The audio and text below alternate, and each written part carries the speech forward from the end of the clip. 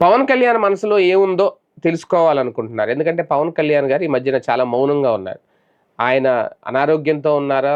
లేదంటే ఆయన ఎంతో నమ్మి భారతీయ జనతా పార్టీతో చర్చలు జరిపి మాట్లాడి అప్పటి వరకు వాళ్ళిద్దరు కూటమిగా ఉన్నవాళ్ళు బీజేపీ, జనసేన కలిసి టీడీపీని కలుపుకొని ఒక బలమైన కూటమిగా ఏర్పడి ఆంధ్రప్రదేశ్‌లో అప్పటికే అత్యధిక స్థానాల్లో అధికారంలో ఉన్న వైఎస్ఆర్‌సీపీని గద్దె దించడానికి అవిర్ ఒక రకంగా చెప్పాలి అంటే తీవ్రంగా శ్రమించారు.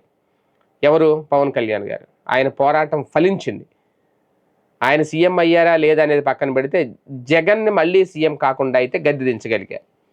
అది ఖచ్చితంగా అహర్నిశలు శ్రమించి పోరాటం చేసి సాధించుకున్నారు పవన్ కళ్యాణ్ గారు.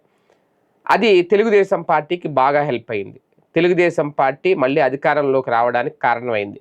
ముఖ్యమంత్రి గారికి మరొకసారి చంద్రబాబు నాయుడు గారికి ముఖ్యమంత్రిగా పదవి దక్కే అవకాశం పవన్ కళ్యాణ్ గారి వల్ల వచ్చింది అనేది. ఇదంతా పవన్ కళ్యాణ్ గారికి తెలియదా? జనసేన నాయకులకు తెలియదా? తెలుసు. కానీ ఇప్పుడు అధికారంలోకి వచ్చిన తర్వాత జనసేనకు ఆ ప్రాధాన్యత ఇస్తున్నారా లేదా అనేది వాళ్ళ నాయకులే చాలాసార్లు చెప్పారు. ఇప్పుడు ఇవన్నీ పవన్ కళ్యాణ్ గారి మనసులో రగిలిపోతున్నాయా? ఒక లావాలాగా పొంగుతున్నాయా? అదేదో రోజు ఉపద్రవంగా మారి బయటపడుతుందా?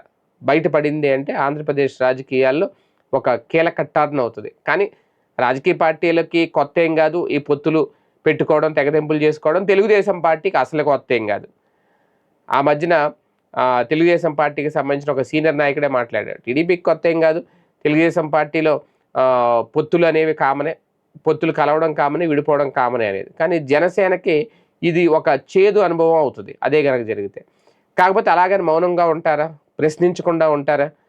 మనసులో పొంగుతున్న ఆ లావాన్ని బయటికి రాకుండా ఆపగలుగుతారా? పవన్ కళ్యాణ్ గారి మనసులో ఏముందో తెలియదు కానీ ఆయన మౌనంగా ఉండడం, జరుగుతున్న రాజకీయ పరిణామాలు చూస్తూ ఉంటే భవిష్యత్తులో ఏదో జరగబోతోంది అనే ఒక హెచ్చరిక అయితే కనిపిస్తోంది అంటున్నారు రాజకీయ విశ్లేషకులు.